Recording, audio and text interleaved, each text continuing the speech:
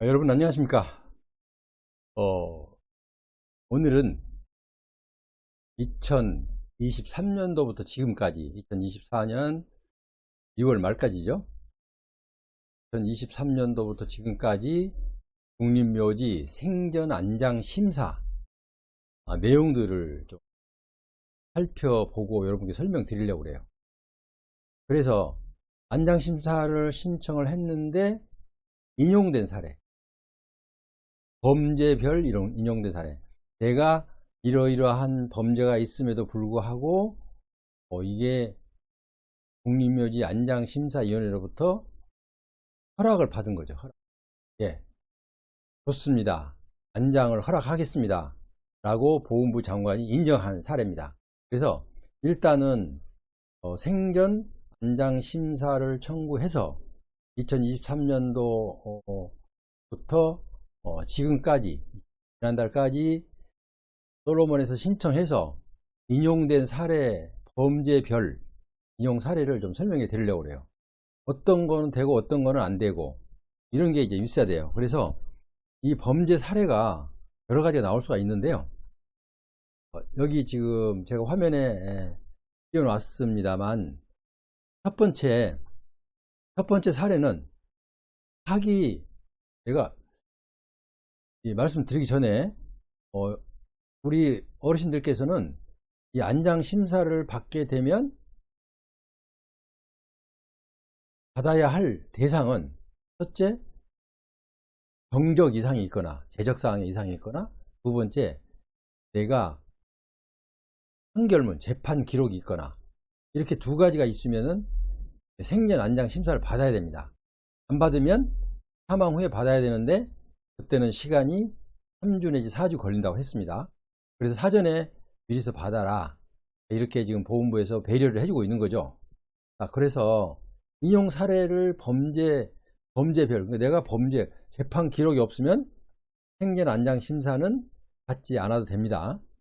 생전 안장 심사는 내가 범죄 재판 기록이 있거나 범죄를 인해서 형을 받은 사실이 있거나, 아니면은 대적상의 병적 기록표상 대적상의 결격 사유가 있거나, 이 두 가지 사유가 있으신 분들은 이번에 심사를 받아야 됩니다.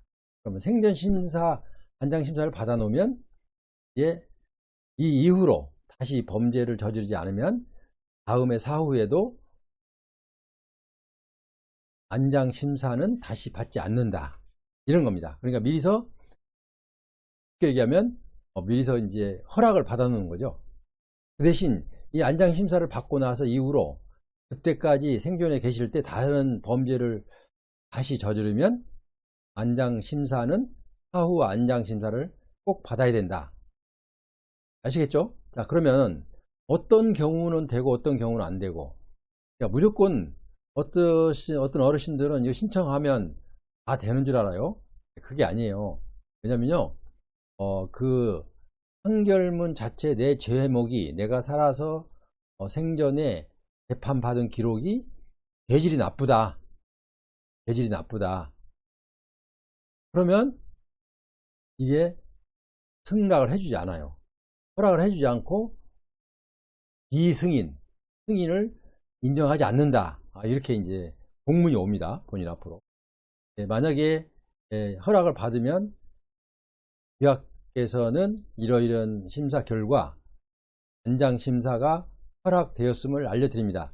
그러나 차후로 다시 이러한 범죄를 저지르면 이 허락이 취소될 수도 있습니다 라는 내용으로 공문이 옵니다. 그래서 여기 나와 있는 그 인용 사례들은요, 솔로몬을 통해서 구해진 사례입니다. 그러니까 솔로몬에 의뢰를 해서 신청을 해서 국립묘지 안장심사에 인정을 받은 사례, 인용 사례라고 그러죠. 인용 사례입니다. 그래서 인용 사례 중에서 여기에서 대목별로 몇 가지를 제가 화면에 띄워 놨어요. 한번 보겠어요. 한번 보세요. 첫째, 사기죄로 징역을 8개월 받았어요. 8개월 받고 폭력죄로 징역 8월을 받았어요. 그럼 이분은 재판 기록이 2개가 되겠죠. 물론 하나에서 2가지가 나올 수도 있어요. 사기, 폭력 2개일 수도 있고. 자, 그런데 어쨌든 사기죄로 징역 8월을 그리고 폭력죄로 징역 8월을, 그런데 여기서 집행유예 2년을 받았어요. 이런 사례고요. 자, 두 번째는 공직선거법 위반 징역 1년 집행유예 2년을 받은 사례예요. 이것을 이제 지금 제가 이 화면에 있는 것은 솔로몬에서 구제한 내용입니다. 그 다음에 세 번째, 폭력 징역 1년, 폭력으로 징역 1년을 받고 집행유예 2년을 받았다. 그런 분이 구제된 사례고요. 그 다음에 약사법 위반으로 징역 6개월을 받은, 집행유예 없이 실형 하시는 분입니다. 실형받은 6개월 실형도 구제가 됐고요. 현장심사에서 현장심사에서 일단 현장을 허락을 받은 사례입니다. 그 다음에 항해죄로 징역 1년을 받고 집행유예 2년을 받은 이런 사례가 구제가 된 사례입니다. 구제가 됐다는 것은 국립묘지 안장을 허락됐다는 거죠. 사전에 허락해 준 거죠. 문자 그대로 생전에 심사를 받고 생전에 심사 받아 놓으면 이후로 이런 죄를 다시 짓지 않으면 끝까지 가는 겁니다. 만약에 중간에 또 이러한 범죄 중에 하나를 다시 재판 기록이 나오면 다시 심사를 받아야 됩니다. 취소될 수도 있다 이거죠. 그러니까 지금부터 이제 75세 이상이니까 뭐 이제 그런 범죄를 다시는 저지를 기회도 없을 거고 또 하지도 않을 거고, 그러니까 큰 문제는 없으리라고 봅니다만 혹시라도 그런 일은 없어야 된다는 것을 일단 알려드립니다. 일단은 알려드리고요. 자, 그러니까 지금까지 우리 어르신들께서 내가 생전 안장 심사를 받아야 되겠는데 누구한테 얘기할 수는 없고, 내가 지금 재판을 받은 기록이 있는데 이건 아무도 모른다, 이건 내 처도 모르고 내 와이프도 모르고 아들도 자식들도 모른다. 왜? 젊었을 때 그랬으니까. 어렸을 때 그러니까 군대도 입대하기 전에 생긴 일이라 아무도 가족들은 몰라요 지금요. 그런데 언제 알게 돼요? 나중에 이제 안장 심사 받을 때 그때 알게 되죠. 그때 알게 되면 이제 상황이 좀 복잡해져요. 왜? 이미 그 안장 심사를 해서 심사를 들어가서 이렇게 통과가 됐으면 괜찮은데 이거를 처나 자식들에게 알리기 싫어서 하루하루 미루다가 4일 피일 미루다가 그거를 신청을 못했어요. 생전 안장을 못했는데 이제 저도 모르고 자식도 몰라요. 그런데 국립묘지 앞에 딱 가서 신고를 딱 하니까 거기서 전산을 딱 이렇게 조회를 해보더니 어르신 이거 좀 문제가 좀 있는데요. 젊었을 때 아마 이런 형이 있는데 이건 검사 심사를 해야 됩니다. 라고 하면 이제 청천벽력이 떨어진 거죠. 왜냐? 거기다 놓고 국립묘지 앞에 놓고 3주나 4주를 기다려야 돼요. 왜냐면 안장심사위원회가 소집이 되려면은 이 안장심사위원회가 직원들로 이루어졌으면 바로바로 되겠죠. 왜냐하면 직원들을 다른 일 잠시 멈추고 모두 와 해서 이렇게 명령하면 되겠지만 안장심사위원회는 직원들로 이루어진 게 아니라 외부 인사들로 저명 인사들로 이촉이 돼 있어요. 그러니까 그런 분들을 이촉하신 분들을 다 연락을 해야 돼요. 그때 연락을 해서. 그런데 연락을 하니까 직원들처럼 명령하면 되는 것이 아니라 제가 이러이런 사정이 있어서 오늘 못 가겠습니다. 이렇게 하면 성원이 안 돼요. 그러니까 또 성원이 되도록 또 계속 연락하다 보면 그래서 시간이 좀 걸리고 또 그분들이 소집이 다 됐을 때 그 소집이 가능한 날짜를 정해서 심사를 하게 되죠. 그러다 보면 3주에서 4주가 걸린다 이거죠.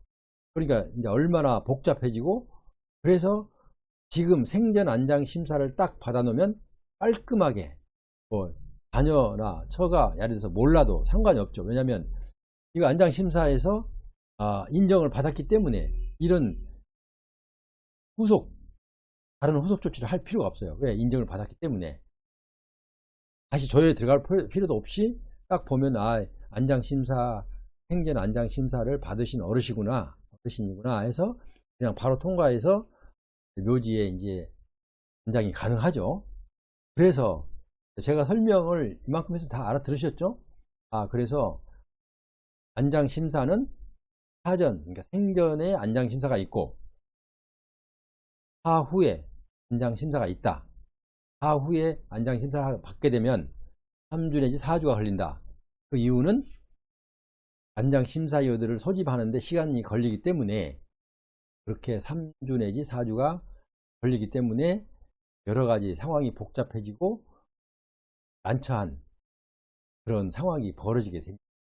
그런 것을 아시고 생전 안장심사를 꼭 받아둬야 되는데, 근데 어떤 어르신들은요, 내가 나밖에 모르는 이 죄가 있는데 이거 확대해 놓으면은, 그런데요, 직접 하기가 어려우시면 저한테 이제 의뢰를 하면 저하고 어르신만 두 분만 알고 있는 거예요. 상관없어요. 아무도 알릴 필요가 없어요. 왜? 여기서 제가 신청을 잘해서 안장심사를 받아들이면 거기서 종결이 되잖아요. 왜? 누가 묻지 않아요. 이제 딱 됐으니까. 생전 안장심사에서 안장이 허용이 됐으니까, 허락을 받았으니까 그 이후로는 여타부타 말이 없어요. 그러니까 아주 깔끔하게 한 방에 해결되는 거죠. 그래서 이제 여기다 제가 오늘 그 방송을 한 이유는, 내가 이런 재판 기록이 있는데 괜찮을까라고 고민하고 계신 어르신들은 이러이러한 사례도 구제가 됐다라는 것을 알려드리기 위해서 제가 범죄 사실을, 재판 주문, 그러니까 그 사실을 제가 열거를 했죠. 폭력과 폭력 전과, 그 다음에 공직선거법 위반, 물론 이제 상황에 따라 다를 수 있어요. 그 다음에 또 아까 그랬죠. 그 다음에 사기, 폭력, 공직선거, 그 다음에 약사법 위반, 또 약사법 위반도 있네요. 약사법 위반은 상당히 크죠. 일단 이 어르신도 일단 구제가 됐어요. 항해죄 징역 1년, 징역 2년. 그런데 여기서는 내가 6개월 실형을 받았다 하는 거 하고 1년 징역에 집행유예 2년을 받았다. 이게 어느 게 큽니까? 6개월이 적은 것처럼 느껴지죠. 왜냐하면 6개월이 적은 것처럼 느껴지는 이유는 뭐냐면 1년 징역에 집행유예 2년이니까 훨씬 길어 보이죠. 그런데 실은 실형 6개월이 1년 징역에 집행유예 2년보다 더 크다. 왜 그러냐면 집행유예 2년은 2년 동안 다시 똑같은 동일 범죄를 짓지 않으면은 그 죄가 없어지잖아요. 그래서 집행유예죠. 집행을 유예해 놓고 있어요. 2년 동안. 2년 동안 반성하는 기회를 준 거죠. 반성. 2년 동안 반성하고 이런 일이 다시 없으면 일단은 형이 없어지는 거예요. 처음부터 제로 베이스, 없는 것으로 없어진 게 삭제된 게 아니라 어떤 사건에 있어서도 이 형 때문에 걸림돌이 되지 않는다 이거죠. 형의 2년이 지나면 2년 동안 반성의 기회를 가졌으니까 앞으로는 다시 않겠지 라고 해서 형은 그대로 남아있지만 실질적으로는 여러분께 면피, 그러니까 혜택을 주는 거나 마찬가지예요. 그러니까 약사법 위반 징역 6개월이면 6개월을 가서 형무소에 살아야 되죠. 실형을 살아야 되니까. 그러니까 징역 1년이, 징역 6개월이, 실형이 징역 1년, 집행유예 2년보다 무겁다. 이렇게 볼 수 있어요. 그래서 어쨌든 여기에 나와 있는 그 내용을 보시고 나도 이렇게 비슷한 범죄가 있는데 아무도 모르는데 그거 어떡하지 고민하시는 어르신들은 저한테 전화 주십시오. 제가 깔끔하게. 왜냐면 여기서 저하고만 알고 딱 이 해결이 돼버리면 다시는 이런 일에 대해서 왈가왈부할 일이 없어요. 왜? 이미 보훈부에서 인정을 해 줬으니까. 그래서 지금 이보다 또 다른 범죄들도 많이 있는데요. 어쨌든 제가 모두 다 여러분께 지금 할 수 없어서 지금 나온 것만 하고 있어요. 그래서 우리 그 어르신들께서는 이 방송을 잘 보고 또 느끼는 게 있고 또 내가 이래서 고민하고 계신 어르신들은 왜 제가 이 방송을 하냐면요, 제가 아무나, 그래서 어르신들이 그러면 나도 그러면 내가 뭐 사기 징역이 8월이 있는데 폭력이 뭐 1년이 있는데 내가 뭐 신청하면 나도 되겠지, 그렇게 아닙니다. 왜냐하면 행전 안장 심사를 받아야 돼요. 심사를 받는다는 것은 이 죄를 지을 때 어떤 이유로 죄를 졌는지, 아니면 어떤 이유로 이런 죄를 졌는지, 범죄를 저질렀는지, 그거를 어르신 상황에 따라 다시 심사를 하게 됩니다. 그러니까 이 심사에 그걸 잘 써야 돼요. 내가 반성문이나 아니면은 그때 이 사건 경과를 심사위원들이 내가 저 자리에 있었어도, 내가 그때 그 상황이었다면 내가 그 자리에 있었다 하더라도 나도 그런 결론을 그렇게 행동했을 수밖에 없겠다 라는 생각을 가질 수 있도록 그걸 잘 써야 됩니다. 그래서 소명을 잘 해야만이 이제 인정을 받는 거지, 그냥 무조건 제출했다고 인정받는 거 아닙니다.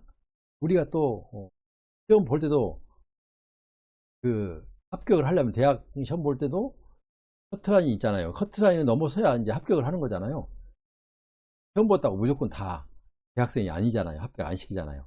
똑같아요. 여기도 기준을 놓고 그 기준 이하면은 행전 안장 심사를 거부, 인용하지 않고 불인정한다 이렇게 되고, 그거를 넘어서면, 그러니까 소명이 그 심사위원들에게 충분히 마음에 들도록 소명을 잘하면 인용을 해줍니다. 인용. 알았어요. 뭐 그때 한번, 그때는 어쩔 수 없겠네요 라고 이해를 해주면서 안장 심사에 허락을 해주는 거죠. 지금까지 제가 좀 설명을 했는데 알아들으셨죠? 모르는 거 있으면은 이 어르신들 저한테 전화 주시면 제가 상세하게 설명해 드리고, 본인이 이제 도저히 할 수가 없다, 또 자녀들이나 또 뭐 그런 분들이 있어서 뭐 시켜 볼 수는 있어요. 근데 그게 만약에 이게 한 번 안 되면요, 다음에 하면 또 다시 안 되는 게 다시 되는 것은 그만큼 배로 이상 힘듭니다. 우리가 이런 얘기도 있잖아요. 초전박살. 초전에 그거 잡지 못하면 상황이 크게 벌어지잖아요. 커져버리기 때문에 우리는 미리서 사전에 준비를 잘 해서 그걸 통과를 시켜야 됩니다. 오늘은 내가 이런 범죄가 있어도 나도 신청해도 잘하면은 안장 심사를 신청해서, 아무도 몰래 신청하는 거 혼자 해서 안장 인정을 받을 수가 있겠구나 라는 데 참고하시라고 오늘 이 방송을 해드렸어요. 그렇게 아시고요, 제 방송 듣고 궁금하신 어르신께서는 아래 상담 전화로 전화하면 상세하게 해드리고, 그리고 또 본인이 신청 진행이 불가하면 제가 수임도 받아서 대리로 신청도 해드립니다. 이 점을 이제 참고하시라는 뜻에서 방송을 해드렸습니다. 지금까지 함께 하신 여러분 대단히 감사합니다. 아직도 제 방송에 구독자가 아니신 분은 구독, 좋아요, 그리고 알람 설정. 그럼 여러분 다음 시간까지 계십시오.